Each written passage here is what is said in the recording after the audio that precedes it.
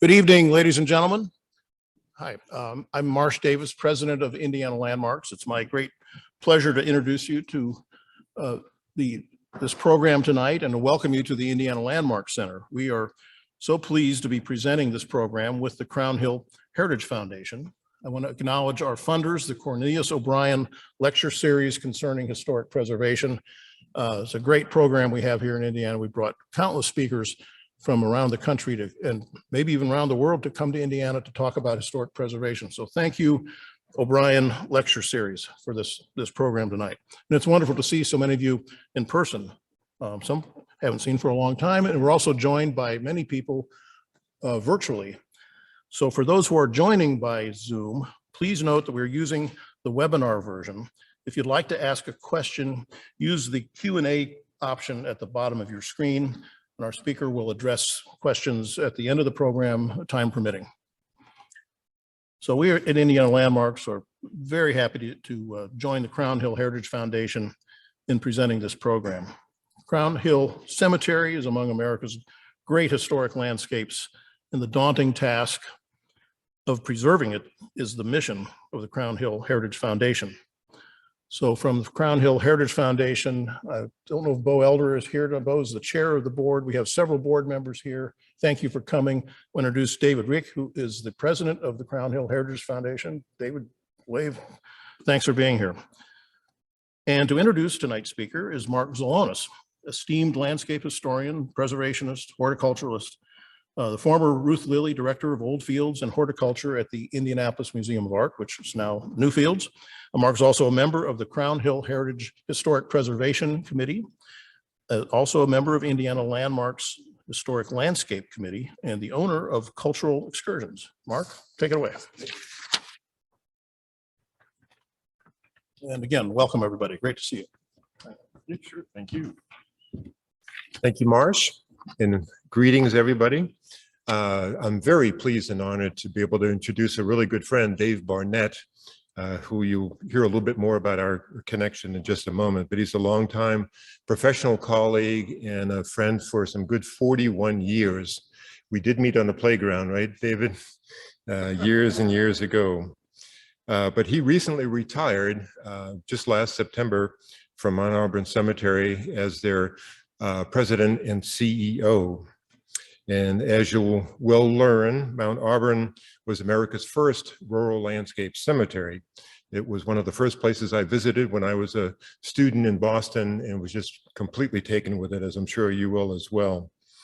And to help inspire all of us, and especially the staff and board of Crown Hill Cemetery and also of Landmarks itself, we've invited David to come talk about how Mount Auburn came to be what it is and what lessons we can learn from all of that.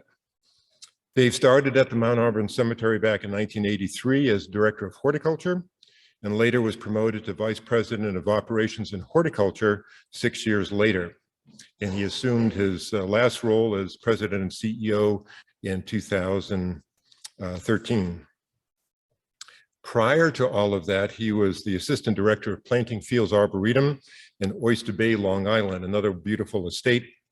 Dave earned a BS in environmental horticulture from the University of Connecticut, and later on an MS in the same field, and then later on a PhD in ecology from the University of California at Davis. I've had the pleasure, as I mentioned, knowing David for 41 years. Much of that was through our work in the world of public horticulture and historic preservation. One of the mutual professional connections we had was through the American Public Garden Association. And Dave served on the board there for 9 years, and 2 years of that was as the president.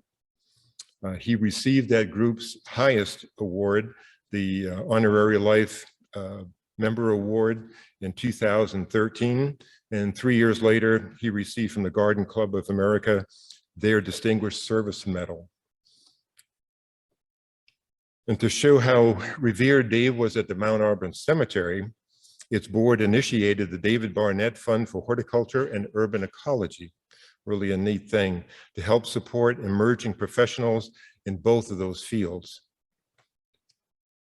It reflects Dave's deep respect for his staff, and I know that for a fact, and his desire to encourage new, young, future leaders. But how a wonderful tribute that is for David. To date, more than $1 million has been raised by the board and members of Mount Auburn. Just truly unbelievable. And then just an interesting personal thing about David that I find fascinating, I think you will too, that David is a runner, has been for a long time, and has completed 25 Boston marathons in a row, which is truly an amazing thing. But the really good part about that is he did it, one, for exercise, but two, to raise funds for the Dana-Farber Cancer Institute by soliciting sponsorships. And over those years, raised over $400,000 for that cause. So thank you, David, for doing that. But as you can see, David is a very special and talented guy. And I know his talk tonight will want you to visit Mount Auburn Cemetery the next time you're in the Boston area. So would you all please join me in giving Dave a good Hoosier welcome.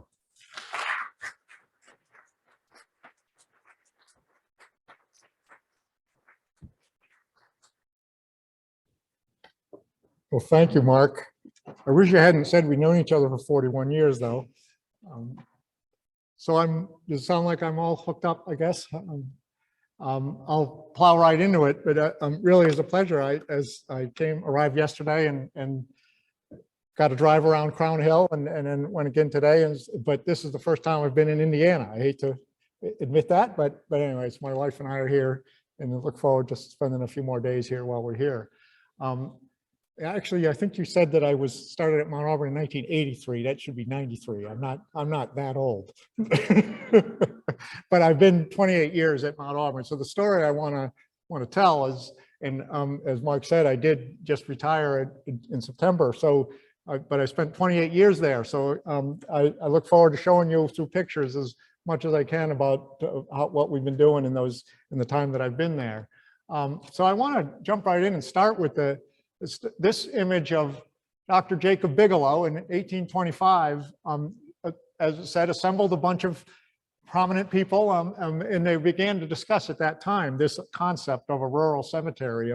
And up till that time, there was Père Lachaise in France, 1804, in Paris existed, but there was nothing in the North America that was designed in that way to be a cemetery and a garden and a beautiful place at the same time. So began to talk about it, and it took. We were founded in 1831 officially, but what they were looking for and what the founders wanted to do was model after this concept of Père Lachaise, but really more about a place like this. This is Stourhead in England that Eileen and I had a chance to visit a few years ago, but they were thinking about this kind of what were then at the time private landscapes. There was no public landscape in the North America that was a park-like setting. But really Mount Auburn's founders set out to create a place that would serve as a cemetery, but also a place of beauty and inspiration modeled much like places like this, like Stourhead with hills. And really this was the concept in addition to the very important cemetery function. So this was it took off. It really, once they found the land, and we were founded September 24th, 1831, it was a natural area, about 72 acres initially. Today we've grown to 175 acres, over the years since then, but it was woodland and meadow. It was a natural area just 5 miles outside of downtown Boston. So this is an image, some of the engravings that we have from the first couple of decades of Mount Auburn. And I couldn't resist putting this picture in that I took just about a month ago at Mount Auburn, because it was black and white and it looked like the old one, but it wasn't that long ago. We had snow and still, but this is Mount Auburn today with a series where they went from this carving spot roads and paths and niche family lots out of the woods. This is how we started.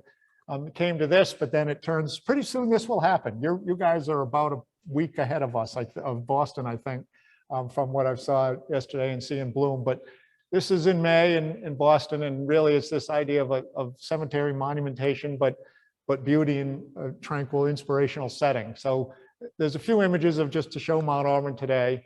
And we're blessed with about 5,000 trees, a little over 5,000 trees, but many of them, like these sugar maples here and a couple oaks in the background, are magnificent large trees that we're blessed with, and what attracted me to begin in the first place. And right from the start, this idea that it would be open to the public was what was.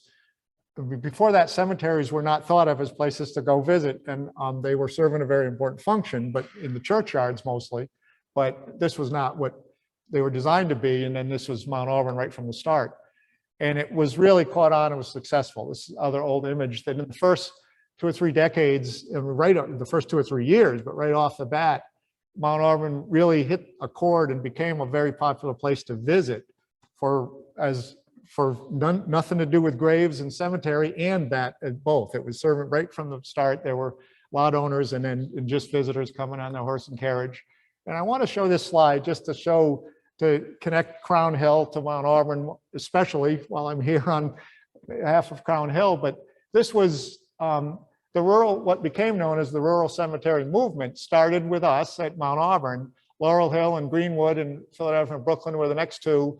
And I added Allegheny and Spring Grove as 2 Midwestern things, but they were both influential to Crown Hill, with Allegheny's superintendent, John Chislett, had designed Allegheny and then came here, and I was involved. I'm not the expert on Crown Hill, but I know I was involved with helping Crown Hill get started. And Spring Grove was, you could see just earlier before, by that time, Adolph Strauch and Spring Grove were developing more what became known as the lawn cemetery, landscape lawn movement. Kind of, it was a twist from the woodland, rural, picturesque landscape, still very, very similar, but with a slight different twist. But those 2 cemeteries were influential on Crown Hill, which was then established in 1863. And I'm not going to try to pretend to tell the story of Crown Hill that many of you know probably better than I do, but Crown Hill is part of that rural cemetery movement. And many cities all around the country, the same thing was happening. All of that started at Mount Auburn. And the last 3, Central Park, look at the date. There were no public parks. Central Park in New York City was Frederick Law Olmsted. He was 9 years old when Mount Auburn was founded. He didn't design Mount Auburn, which is one of the myths. So but then later on, when it obviously became the father of landscape architecture in the country, and Arnold Arboretum is the first arboretum in the country, 40 years later than Mount Auburn. So, and even Museum of Fine Arts in Boston was about the same, 1871 or 2. So museums and public gardens didn't exist yet, and parks. Emerald Necklace is what also Olmsted. So I really want to kind of put it in that perspective, is the importance of the rural cemetery movement was very, very important part of it, leading to the public parks movement and influential landscape architecture and design of public places in many other ways as well. And this is 170 acres, 175 acres today. This is Mount Auburn Cemetery, and this is downtown Boston, 5 miles from Mount Auburn. And in 1831, Mount Auburn was selected as a place way out in the woods, way far outside of the city. And of course, now we're surrounded by suburbs. And here's Mount Auburn's front entrance, chapel. Some of you may recognize this place, right? This is Crown Hill's entrance, and one of the entrances in a building here. It's amazing how similar as I saw it yesterday and today, and a lot of trees. Aerial photo of Crown Hill. And again, Crown Hill.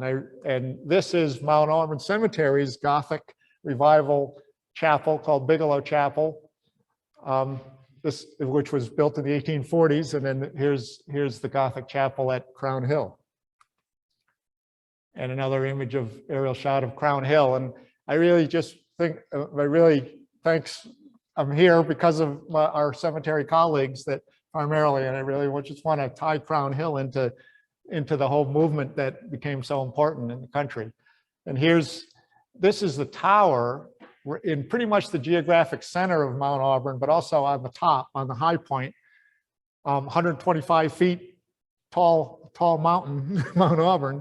That was a high point. And right, look kind of in the next picture, you'll see these monuments, but from here looking east is this view of Boston. So you see that's what, and we put this wildflower meadow in several years ago, and there's Crown Hill, much the same. They were able to find a high spot, a high vantage point looking at at that city way far away, which is now not that far away. Today's technology. I was able to see that for the first time yesterday. So there's the view from the crown of Crown Hill.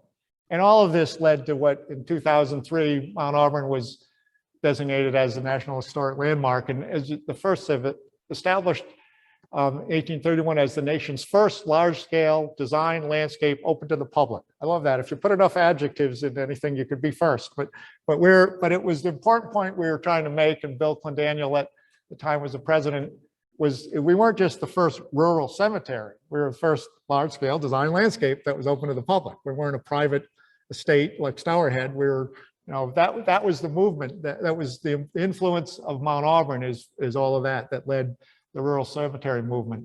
And I'm showing this slide because this was a slide that I took on May 13th, 1993. The first day I walked right inside the gate was this image. And I already had my dream job and thought I was where I wanted to be, but I was talked into going to at least look at the job and become director of horticulture. And this was what I saw. And I decided, turned around the other way, looking that way. There's the dogwoods that I grew up around in the woods of Connecticut. So anyway, I started at Mount Auburn in 1993 as director of horticulture. They had just finished this master planning process that took about 3 years.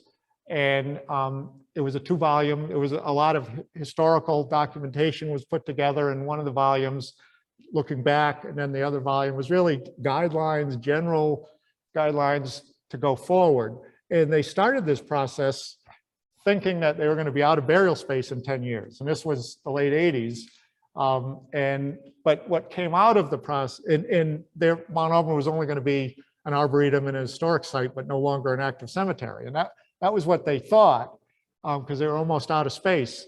What I'm going to be showing is a few ways that what came out of this master planning process were some non-traditional and creative ways to try to create burial space that preserve the character of the landscape. And that was what I'll show in a moment. But the other thing is this is a map that the details aren't important, but it's a map of the landscape character zones. The master plan identified a series of landscape based on the history and what it looked like in 1989-90 that we could restore to some of the historic time periods of Mount Auburn. And the landscape character zones range from this woodland setting, which we restored, looks like that today, to very ornate Victorian style gardens, flower beds that were common in the 1800s at Mount Auburn, and everything in between as far as landscape character zones. And then throughout, this is what attracted me. This is why I went to Mount Auburn. This was written in the master plan. Preservation and enhancement of the landscape will take precedence in all future decisions regarding cemetery development. And I, as a horticulturist and a landscape guy, I thought, yeah, I think I like that. So anyway, that's what hopefully you'll get the idea of what I mean by that. And I'm showing this slide because landscape at Mount Auburn, landscape at any cemetery is not just trees and grass and plants. It's a collection of monuments and in many cases, very spectacular funerary art, sculptures, et cetera, and the trees and everything else. And there are some people that come to Mount Auburn. We have about 200, I didn't do anything, I hope. But we have about 250,000 visitors a year at Mount Auburn. And there are some people that see that image, they see a spectacular, right behind the connecting circle, sculpture, and with a halfway decent background behind it. Oops. Okay, all right. Technical difficulties. Apologize. All right, no problem. Yeah, the image up there is a lot better than what you're looking at now. But not that it's not you, it's me I'm talking about. Hey, man. And then the next image you'll see there, everyone has a different perspective about what they see and what they focus on. And while he's getting back online, I mean, for my first 2 years at Mount Auburn, I didn't really notice the sculptures, the monuments, except that they were in the way of the tree work we were trying to do. You know, I kind of had a different perspective, and I actually pretty quickly learned to think very much the opposite, and that, you know, they're both important. So some people see this with, it's a beautiful sculpture with a decent background, and you can't go forward You're yet. back now. Oh, okay. And other people see two spectacular sugar maples with you know, there's a hunk of granite and marble that's blocking my view of one of the trees. And obviously what we hope is most people at Mount see it in the mid, see both. What's really important is that both that image, what makes Mount Auburn unique and different from the Arnold Arboretum down the street is that it's the combination of the built structures and the spectacular memorials and the trees. And by the way, these sculptures represent a family's life. I mean, the whole cemetery part of it is, I can't emphasize enough, is how important and driving force that is for everything we do. But part of why I want to show this is the Whitney Monument. The last two images, and this one is part of what has been driving the priorities at Mount Auburn, especially with fundraising. We've been able to do conservation work on a lot of our most significant monuments, and this is one of the 30 most significant monuments. I showed some of the board and staff today. We got an IMLS grant to document and put conservation protocols and plans together for our 30 most significant monuments. This is one of them, and there's Gus and conservator Josh Crane from Daedalus Watertown are in the process of doing the conservation work at the time. Here's another example. The Mini Monument is named a national treasure back in Bill Clinton's day and Hillary Clinton's day when she was First Lady, not all the other things she became since, but it's a national treasure. It's one of probably our most significant monument. This is the work, this is before the work we did on it. Notice the sugar maple in the foreground and the beautiful ground cover and the beautiful white marble. This is the same image after we did work on it. Started with the conservation of the monument itself. And the monument was done by Thomas Crawford, the sculptor Thomas Crawford, who did the Freedom sculpture on the top of the U.S. Capitol building.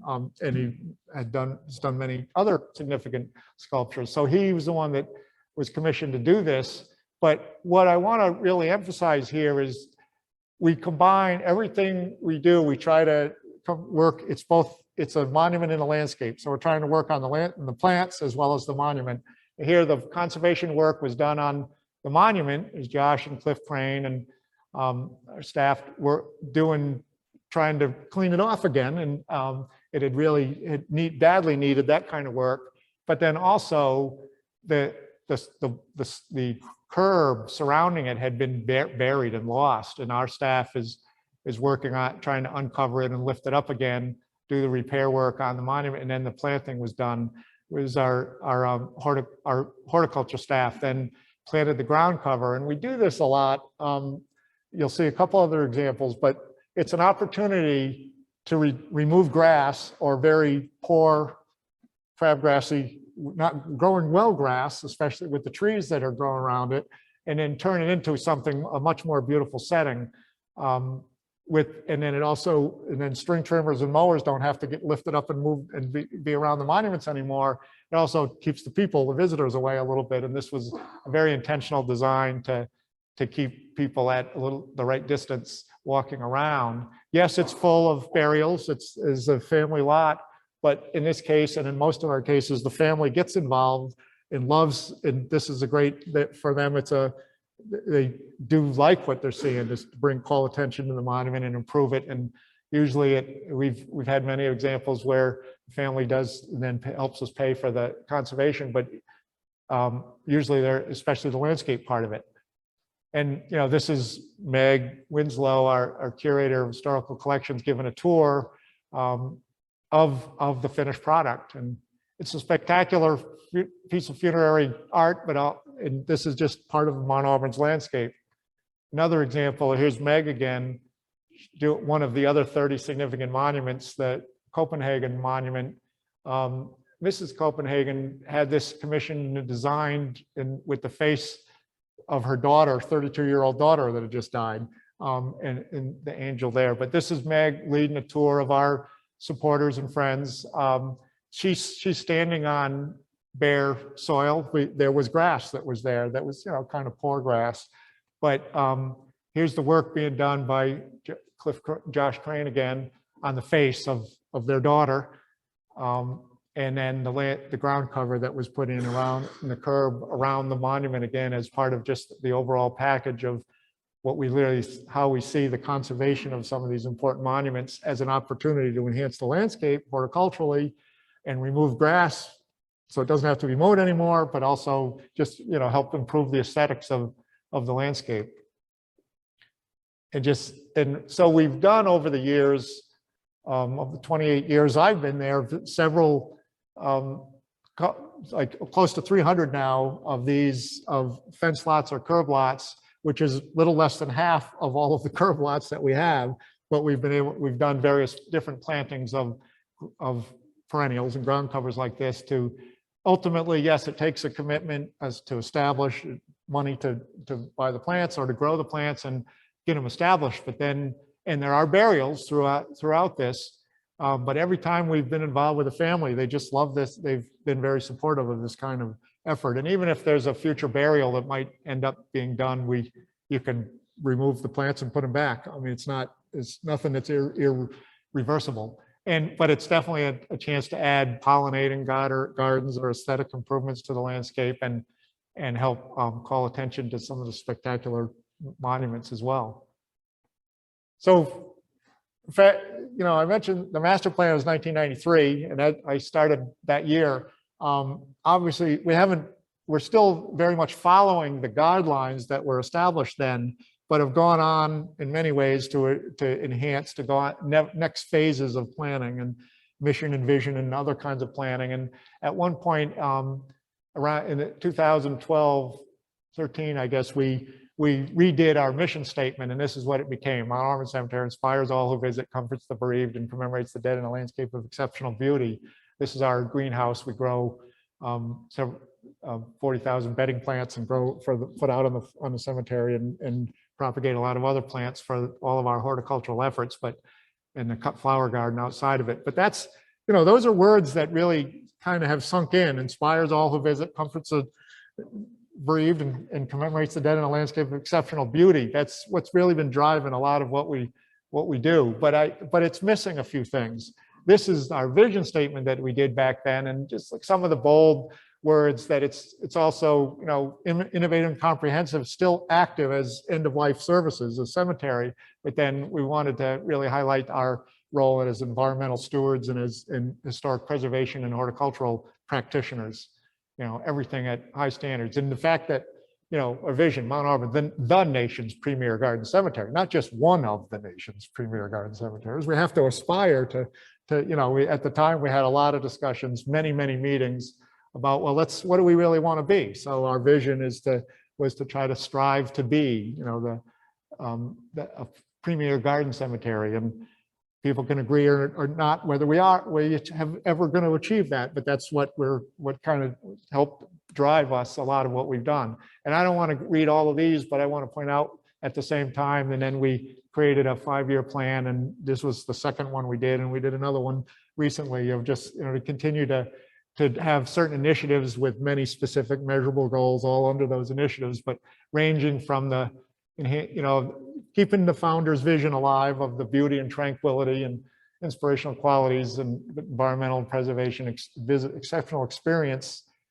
and education fundraising to go do all these things. And I want to focus on that exceptional experience for all who come to Mount Auburn for a minute this is our front entrance, the front gate. It's right on a very busy street. We have no decompression zone, no long driveway, unfortunately, but there's the one chapel and administration building here, and this was a planning process going on, and we were connecting all this. But there's a garden here, and our big Gothic revival chapel is up here.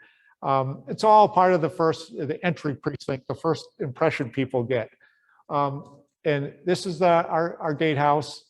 And you go just inside and to the left, this is the first building, the administration building. about 10 years ago. And see how it says visitors are welcome on the sign?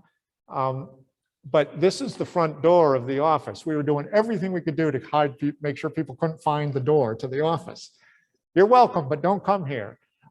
So this was what the old tired landscape looked like outside the building. And here's the same image after we ripped out the old tired rhododendrons and cypress and replanted it, and also attempted to try to recreate more of the Victorian style planters and things that we had images of that were common back early in the days when this chapel was first built. Another image of that after it was just planted.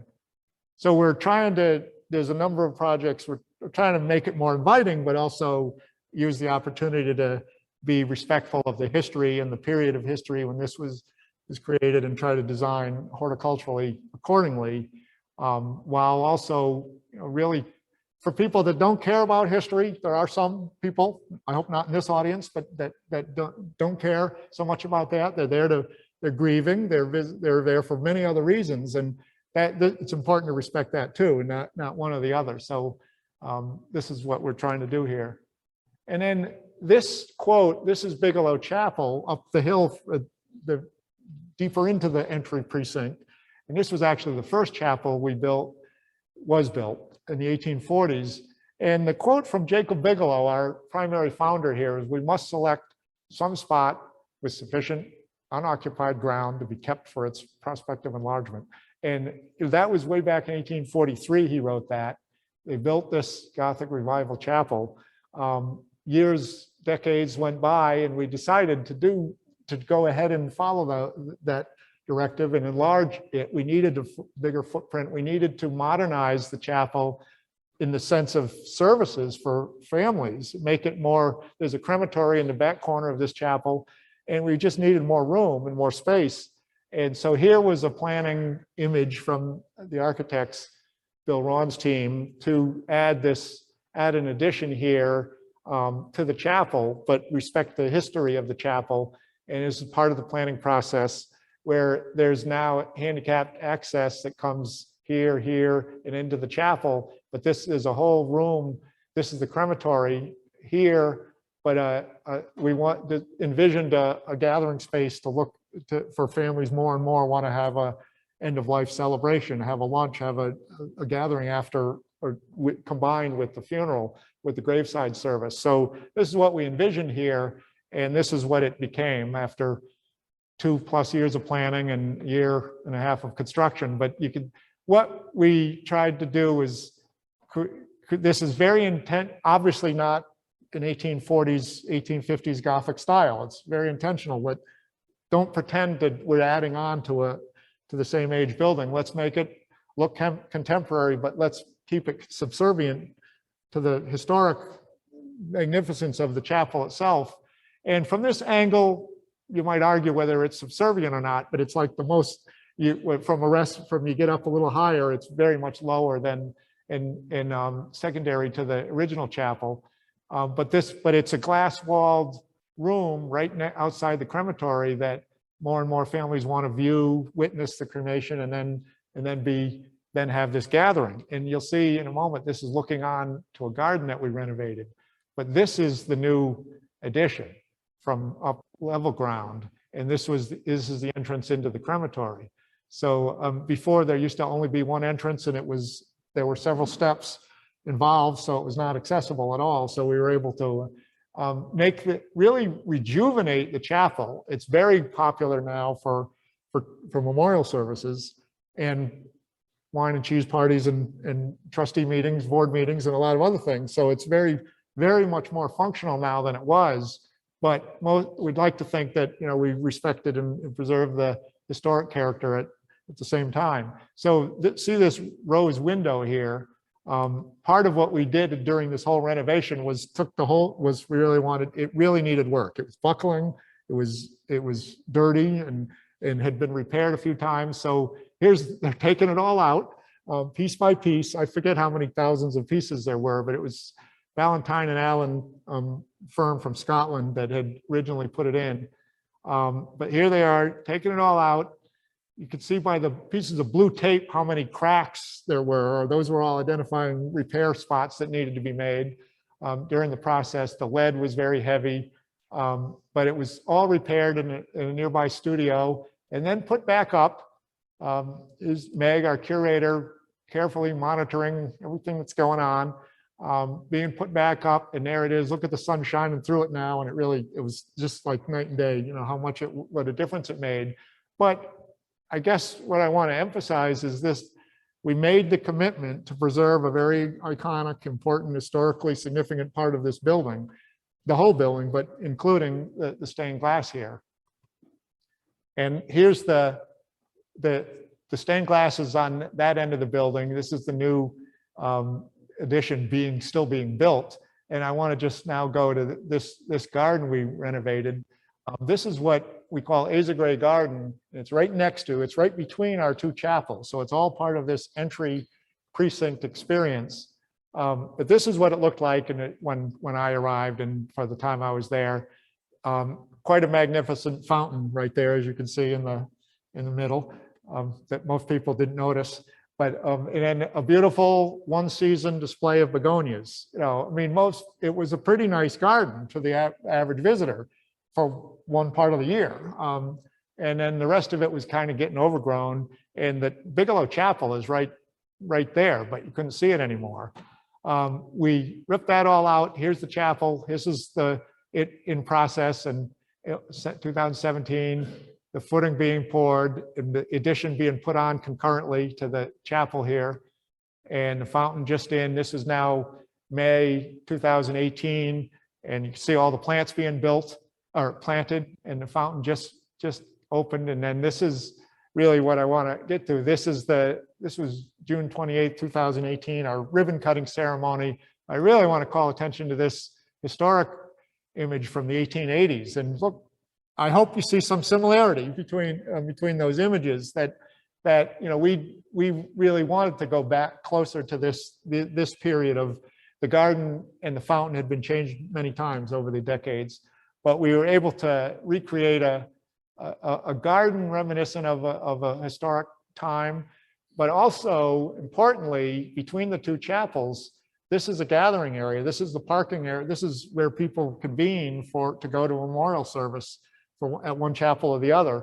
And so it serves that purpose, but it also is a destination just for people that are not visiting, nothing to do. It's a botanical garden worthy kind of plant garden, all 4 seasons of the year now. Just an image of people in the bench there. We see here and here, it's all season long. We were able to create something that really kind of meets the beauty and tranquil, but instead of people kind of walking through it, around it usually, to get from their car to the chapel, they now linger and sit, and just what was envisioned, that really take that meditative moment and think as they're going before or after a memorial service. And we're really pleased at how well it's worked. But at the same time, this is what I love, this picture that I happened upon one time, and this is also happening at different. Not hopefully at the same time, usually. Mostly these kind of families people recognize what's going on if there is a chapel service or a family gathering for the cemetery reasons. But at the other times of the day and the week, it serves this purpose as well, as a fun place for kids as well. And I think that when I think back to our founders, they envisioned a place of inspiration and in a place of beauty for the living, not in addition to being a cemetery and serving all those purposes. And when it's pretty neat that you could see both going on. And I know that people visiting for all kinds of reasons, first and foremost a cemetery, but a lot of other things at the same time. And then this is just another image of the garden in the fall. And then this is looking back at the garden from that new glass walled addition that we put on. And we really wanted to emphasize what's important at Mount Auburn, what has been for a long time, is that people feel like they're in the landscape, whether it's a burial or all the other reasons they're there. And this was kind of, this is what worked. And we hear this all the time, that, yeah, they feel in this room, and it really is just kind of a beautiful setting to be in as they're thinking about remembering their loved ones. And we are still very much an active cemetery. This is a burial going on, but in the background is a group of birders. we're extremely popular birding destination, especially in May when the warblers are migrating through and other trees. So there's always these conflicts of that could cause trouble if they're not handled right, of people visiting for recreational or passive recreational, not cycling around, but at the same time, burials and funerals going on. And so over the years, we've learned how to do what's the right balance of that, and certainly been conscious of that. There are funeral services daily, some with fancier cars than others, but certainly that's going on every day. And we also, I mentioned that they thought they were going to be out of burial space, and I had this same slide up there when the master plan started. That was so important to me and to everybody since, that make sure we're preserving the character of the landscape. But what came out of the master planning process were these ideas of trying to find new ways to make burial space that help to enhance and at least preserve and in some hopefully enhance the landscape at the same time.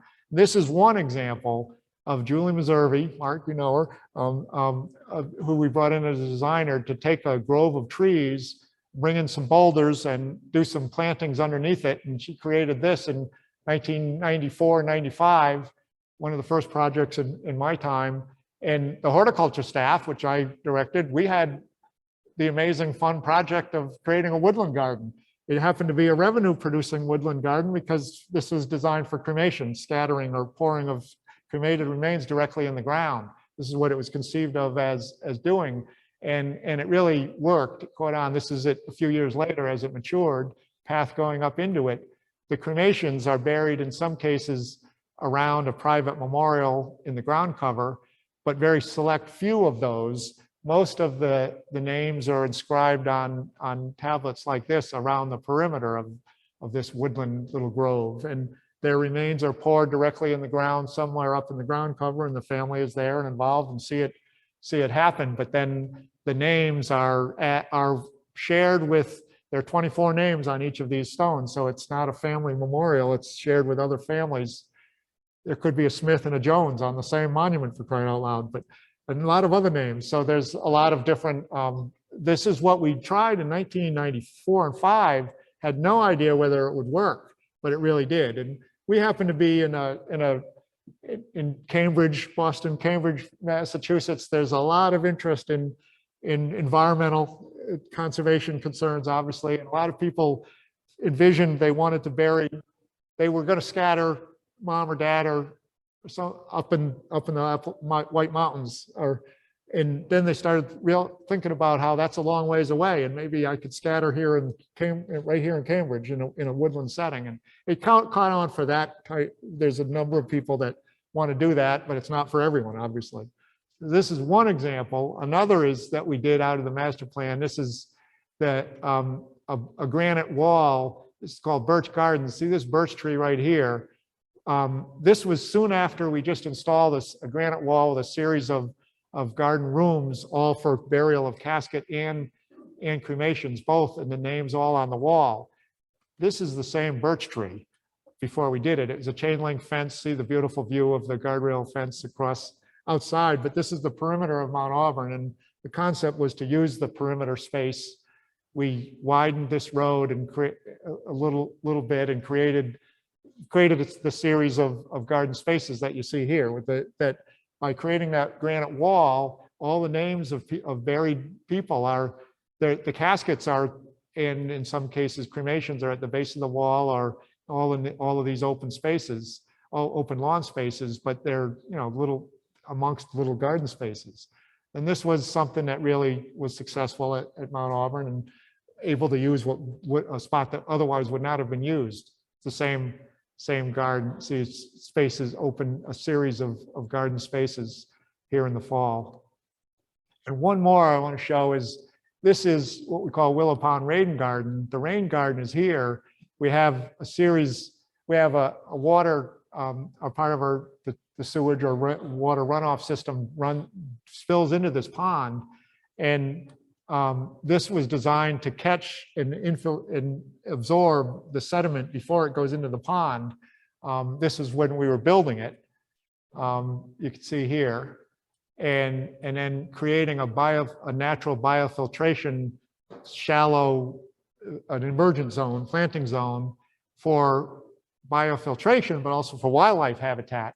And we contract grew these emergent wetland plants, and you see them being put in, and this is the same spot a few years later as this got established. And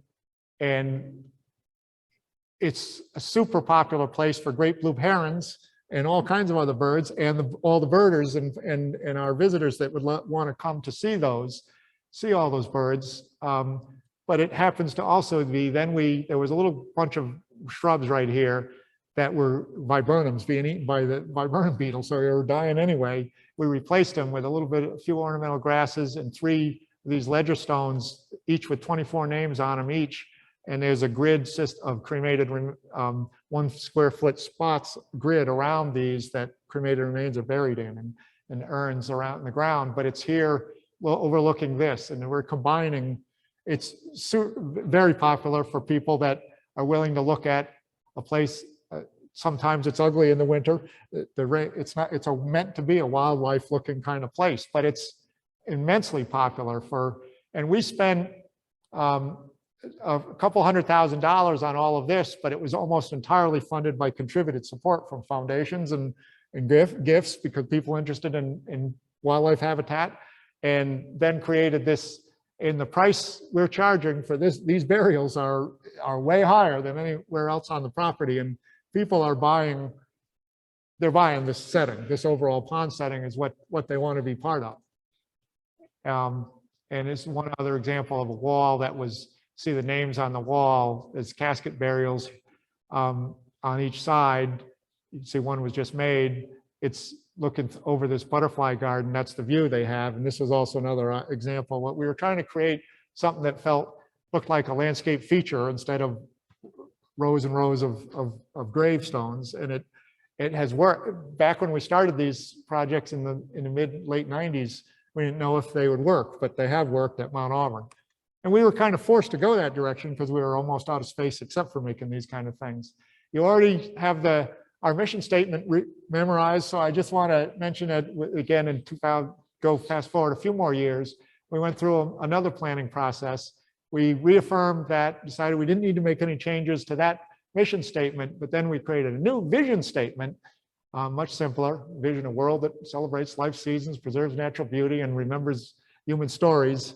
But then there's a whole long list of values and value statements that go with each of those. And anybody in the cemetery industry will be very familiar with welcome and openness and compassion and dignity, integrity. Those are very important part of the cemeterian's world, to treat all people with those thoughts in mind. But at the same time, we added, we reaffirmed what was important for Mount Auburn is beauty and serenity and stewardship and sustainability, in the other words. And we tried so a number of examples of projects that we've done is a wildflower meadow. We did 2007, we were planting it. This is what it became. This is important. This is right around that tower. It was an open, we like to think it's appropriate for what existed in this open sunny spot in the 1800s, an open meadow. We recreated that, reestablished that. It's wonderful, popular for pollinators and bees and all kinds of butterflies, and enjoyable for one of the most popular visited destinations at Mount Auburn, to go up, climb up the tower and look at Boston, but then be surrounded by this wildflower meadow, and then with the view looking to Boston again. And all of these critters and a lot of others enjoy it as much as the visitor peoples do. And this sign says turf experiment in progress, and I'm getting close to being done, so I want to just whip through these. Is that in that whole area of stewardship and sustainability, we started, this was 25 plus years ago, we started trying to let the grass grow in some areas in the historic core to make it look more like it did in the 1800s before the advent of power mowers, but also help use less gas and be a much more sustainable way to go about it as well. But as we were trying this, we got a lot of visitors come into what happened to the grass crew. that they go on strike. And so we started putting up signs, and we've learned over the years where we could get away with this on steep slopes like this right by the tower. It works. We've planted different seed mixes of dwarf fescues, and you know, got to keep a little bit on the weeding, but nothing as much, nowhere near as much labor and energy use, carbon footprint as mowing this bank every week would have used to be. But we can't do that everywhere. In this kind of part of the cemetery around Willow Pond again, where there's the more active burials happening every day and flat markers, there's obviously a different, we have to mow the grass and there's a much different expectation. So we have to pick we don't treat the whole cemetery the same. That's the point I want to make. But what we have worked on, I mentioned this earlier today, look at all those beautiful dandelions. If you have the right attitude, a different perspective, you can accept those dandelions when they're beautiful yellow for a few weeks in a year, and then they get all puffy and blow. And so we've worked over the years to gradually get more people to accept that. But when a lot of people in our neck of the woods love the idea of not using chemicals, and they're happy when we say we're not using herbicides. And so that's what they're willing to accept that, but they're not willing to accept to let the grass grow 10 inches tall around my mom's marker. So we've been working over this, and I whipped through a few. We talked a lot more about this at the cemetery, but you know what we've done over the years is eliminate grass that had on tough spots like this, on hillside tombs, the cranesbill geraniums, the liriope, lily turf here, and hostas, and ground cover Russian cypress, and low growing azaleas and rhododendrons. So many things can be used that each of these projects we've taken on have given us an opportunity to add horticultural diversity, add beauty and aesthetics, and eliminate the need to mow on these tough spots. And collectively over the years, I realize how much it's added. It's really changed the landscape. But it started somewhere, and this used to be grass that mowed on the top of a tomb, and now it's the cranesbill geraniums, Pennsylvania sedge and geraniums. And you see the hostas just being planted here on a hillside tomb, and what it looks like afterwards, and adds a lot more interest to the landscape. And we have this Greenworks electric, rechargeable battery powered mower for some of the small spots right around the front entrance and in some of the curb and fence lots that we haven't converted to perennials and ground covers yet. We use the electric mower, and this is the Mean Green Machine electric battery powered mower that we just got a couple years ago and has worked quite well. But it took a while. The technology is rapidly changing. We've been trialing these kind of pieces of equipment for years, and they weren't ready for our topography, hills and steep slopes at Mount Auburn. The technology wasn't there a few years ago, but it's getting there rapidly now. So we've converted a lot of electric vehicles and string trimmers and hedge trimmers and chainsaws. We're converting gradually as they're time to replace them to battery powered. And all I want to point out here is by doing these changes and eliminating grass and letting the grass grow and mowing them less frequently, and all those things we've done and replaced with electric vehicles, we've reduced our carbon footprint by 22% in 10 years of that part of our operation. And our goal, and we just completed a climate action sustainability plan. It was approved by the board with a long-term goal of being carbon neutral by 2050. And as this document summarizes what we've done in the past several years, but also more importantly, puts short-term, long-term, medium-term, long-term goals together in the buildings and the landscape and everything in between. And I'm going to just summarize this by saying, Crown Hill is aspiring to be accredited as an arboretum. We did that several years ago. Have all our plants collections in a database and know what and have consciously tried to add to the diversity of the collections.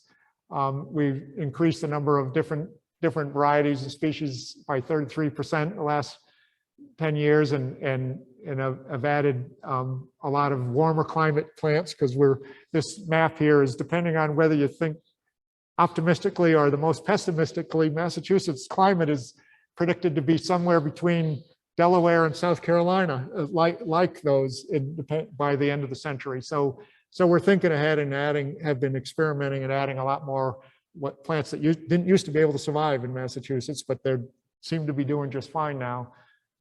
And so we've been experimenting with that and adding to the diversity in all the ways that you see there. We have all our trees documented.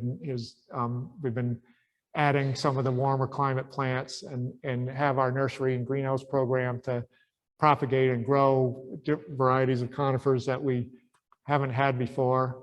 And this was in reaction to hemlock woolly adelgid that has wiped out 200 or so. We lost 200 hemlocks over the several years. So instead of replacing them with hemlocks, we're replacing them with a different mix of conifers here. Metasequoia, dawn redwood, oxydendrum, cedar of Lebanon, sugar maple behind it, and Japanese weeping katsura, and a native black oak and a European beech behind it. And I want to just finish. This is with this monument here is Jacob Bigelow's monument. I started with a picture of him, an image of him, convening a group of people together in 1825. He became our second president. This is his monument.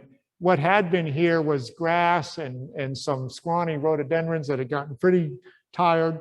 And we decided that we wanted to do a little more justice for poor Jacob. Dr. Bigelow we needed to show him a little more respect. And Dennis here we just got rid of the grass and are about to plant it. Dennis is our curator, horticultural curator. This is what it became. Here's the same monument where we planted a bunch of woodland or shade tolerant, drought tolerant ground covers from Solomon seals to sedge and other things you see there. And it's planted in and around his grave and a lot of other family monuments. We kind of did this in a wide area. It was all done with contributed support. People in our area are willing to support this. And there's no burials anymore happening here. But one of the highlights of my 28 years at Mount Auburn was on our 185th anniversary, September 24th, 5 years ago, whatever that was. We were celebrating our 185th anniversary. I was leading a tour. Jacob Bigelow showed up out of nowhere. And all of a sudden he was there, and we started telling him about what we were doing, that planting that I just showed you. We had selected a bunch of plants that he wrote a book of flora of Boston area book as he was a botanist as well as a medical doctor and a lot of other things. And we picked the plants that he wrote about, and he seemed to use more positive adjectives about those plants. So that's what we planted there, liking to think that he's probably going to he would approve of these. Well, he came by and he was quite pleased. And he joined us for the rest of the tour. We had donors and supporters who went around. And here we are at the last, at Consecration Dell, we call it, where Joseph Story, our first president, Supreme Court Justice Story, was standing on this very spot. September 24th, 185 years earlier than this picture was taken. And this was what he was describing, the woodland and the vision of Mount Auburn, that nothing existed like that existed in this country. You know, they were imagining a place of burial and memorialization, but a beautiful inspirational place in a natural setting. And we recreated this. Over the ground story had disappeared, and over the 25 plus years, we kind of were able to get it reestablished. So I had just asked him what he thought, and he was just saying at this moment to our crowd that I'm going to go back and tell all my friends I'm very impressed and very pleased, and I'll go back up there and tell them that our vision is being followed. So that's my story, and I do hope you visit our website. And now it's time for questions.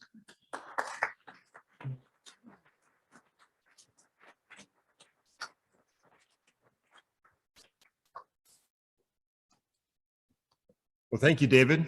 I think you can see why Dave was happy to be there for 28 years and why the staff and board were almost sorry to see him go, but it's in great hands. There's some wonderful people there, and they will move forward. And I hope that the staff and board at Crown Hill will gain some insight from Dave's talk about Mount Auburn and some of the things possibly could be implemented, some of it in very small steps, but I think there's great, great potential. But with that, we'll ask for any questions for Dave, either from here or from online. Yeah, I can start with what I did have a couple of online questions. One is, how do you choose your plant material? Is it all native? Question is how they choose the plant material, whether it's all native or a mixture. So it's not all native everywhere, but in the consecration dell, the last slide, that we made a decision, that area to go all native New England plants 25 plus years ago. We made that decision because we were trying to restore a natural native New England woodland. So it depends on the area. In other areas, the Asa Gray garden that next to the chapel is intentionally a mix of Asian and North American plants, because there's a theme there that I don't have time enough to really strain, but it's in honor of Dr. Asa Gray, Harvard botanist. And he noticed, he lived right down the street from Mount Auburn and is buried at Mount Auburn, but he recognized in Charles Darwin's day that studying herbarium specimens, the similarities between Asian and North American specimens, and it, all plant explorers were sending specimens to him as the world's renowned botanist. So in that case, there's a different, we're trying to tell that story and the legacy of Asa Gray, and also talked about the invasiveness potential of the Asian plants, and make sure you pick the right one. So it really depends on the part of the cemetery. There's a lot of different reasons, but we have a plant collections analysis we did every year, and then a whole bunch of long-term goals that they'll still be working on for the next 25 years and beyond. I suspect kind of a wish list of plants, and we've always done with the overall goal of adding diversity, adding different species and varieties that we have very few of or none of, in order to be more resilient in the face of climate change and other or insect or disease outbreaks that wipe out the elm trees or the dog, various things that we've had over the years, just so that we don't have too much of any one thing. Yes. The question is, when were the greenhouses established?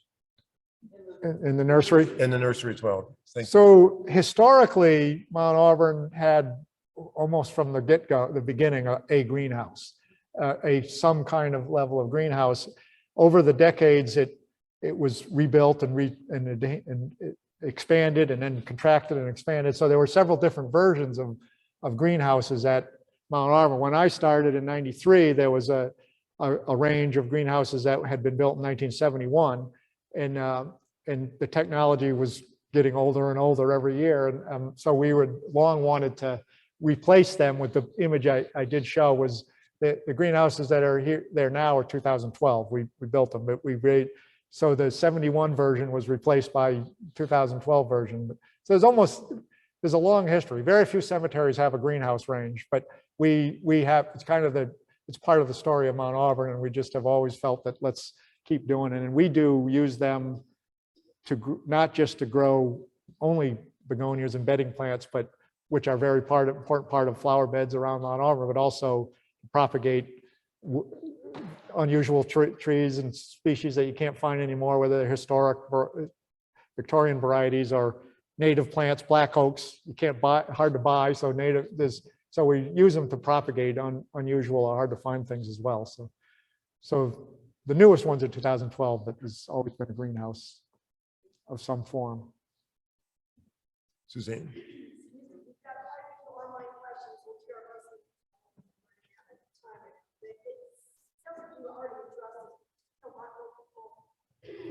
Come back and just visit as they did it in 20 times, not necessarily. Is that true? Yeah. People are coming back and using it as a part? Now, the question is about who's visiting the cemetery these days. Is it similar to what had happened before, and is it changing with what's going on in the world these days? It's a good question. That the vision right from the start was to have both, but people visiting for cemetery reasons and other reasons, and that's very much still happening today. And but it's changed. In the late '80s, it had become kind of a sleepy, quiet place. And the previous administrations had said, we don't need, keep the people out unless they're buying a grave or visiting a loved one. But that all changed kind of when the master plan was done, and we really started proactively, consciously trying to be seen as a cultural institution, as a landscape and a park and an urban oasis, in addition to being a cemetery. So now, that's very much the mix of the 250,000 people a year. It's tourists from around the world that have heard about Mount Auburn, and people burying loved ones at the same time. And it's interesting in the world of when the pandemic started, we were swarmed with people because that needed a place to walk around, and we needed a place. So many places were closed, and they were just, we really, the importance of in an urban setting of a oasis of green space really got hammered home to a lot of people. And certainly a lot of people just come to walk and be comforted, and some of them are bringing their kids, and for a lot of different reasons, so very much visited for many reasons. That's been one of the very few good things about COVID, is that it has brought people out to public gardens all over the world, not just here in this country, but around the world. Garden centers have sold out of their plants and supplies. It's really a very interesting phenomenon that nobody would have predicted. I know there's a question out here. Yes, Malcolm. Really applaud what you told us about not just maintaining history, but also making a temporary place. And I think historic cemeteries parks have the same. Yeah. Does the national landmark status add a level of oversight or I can repeat it. Yeah, so the question is, the National Historic Landmark status add regulatory or oversight of any way? And the answer is no, we haven't found that. The answer is that it's a designation. There's no regulatory attached to it whatsoever. But what it has, actually, a lot of people confuse it with, they think we're a national park. And, we do hear that. Visitors think they can do anything. I own it. I pay for this land because I pay my taxes. And so it's not, that's it's not a common concern, but we have heard that. But as far as, it has had zero oversight. We'd like to think we were respectful of historic preservation practices at a higher level than was required, but than they would probably require anyway without the status. I mean, it's really just part of our DNA. But I think what it helped, definitely it has helped in fundraising to have that, especially with foundations in particular. I mean, it's really to be able to point to that status. It's helped us be seen as a museum and as a cultural institution, in addition to being a cemetery. So it's been all positive. Yes. What inspired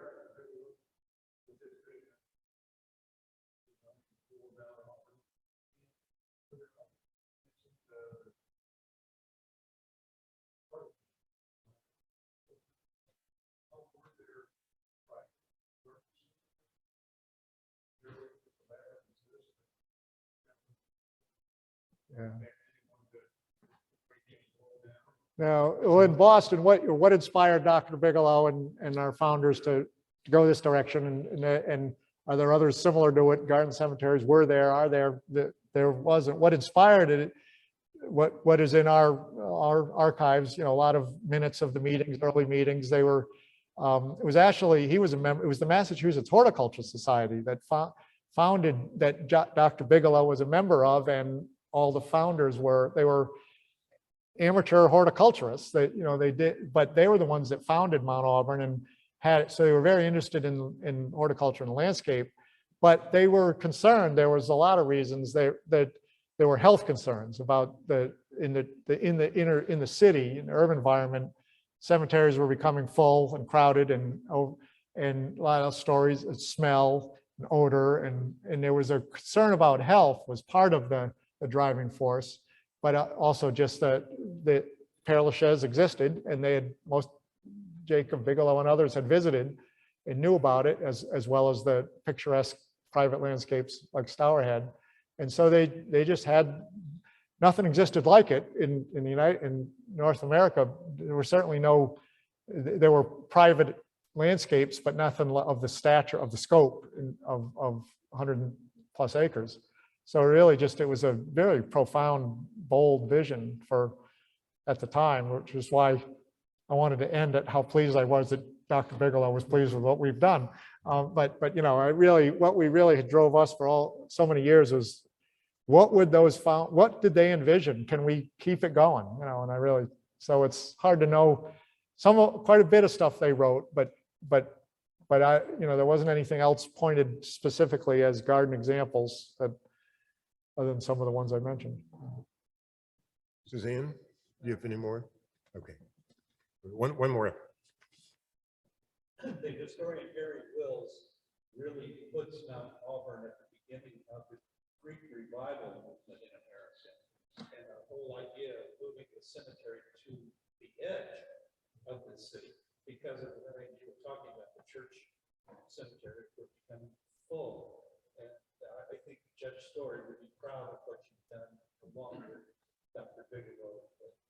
Would you speak a little bit to the idea of the Greek revival movement in America and its role in the cemetery? Well, you're just out of my expertise, but personally, but at the same time, I know a lot about it. It was here. It was a lot of. It was very. It seemed to be. Jacob Bigelow was personally interested in it. I know we read a lot about that. The Sphinx that we have and the Egyptian style was just something that I think he was pushing at Mount Auburn. But I also think, but it was happening in Boston in general. There was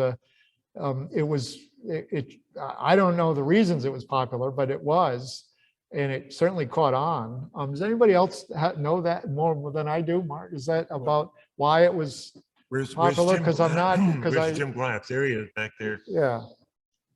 Because it certainly became a very common style as the rural cemetery movement happened. But also museums and other, yeah.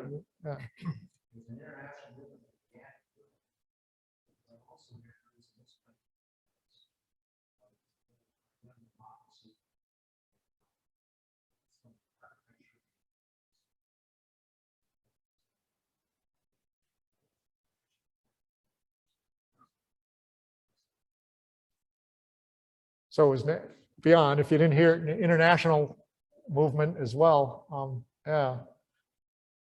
Good thing. We benefit from it. Yeah. And you should put in your list Gettysburg as one of the adherents to that movement. Yeah. Judge Story was Yep. Yeah, he was a very influential Supreme Court justice, and it's, for me to be standing in the same spot as he was when he gave the consecration address is a pretty powerful thought. Yeah, he's our Mount Auburn's first president. Well, I think we have to wrap up, but what I want to suggest, anyone who has further questions, Dave's going to be here for a little bit, and you're very welcome to come up and chat with him a bit more. Absolutely. But I just want to, on behalf of Indiana Landmarks and Crown Hill Cemetery Board, thank Dave again for coming in and enlightening us about what a great facility that is and what can happen here in Indianapolis as well. Thank you all.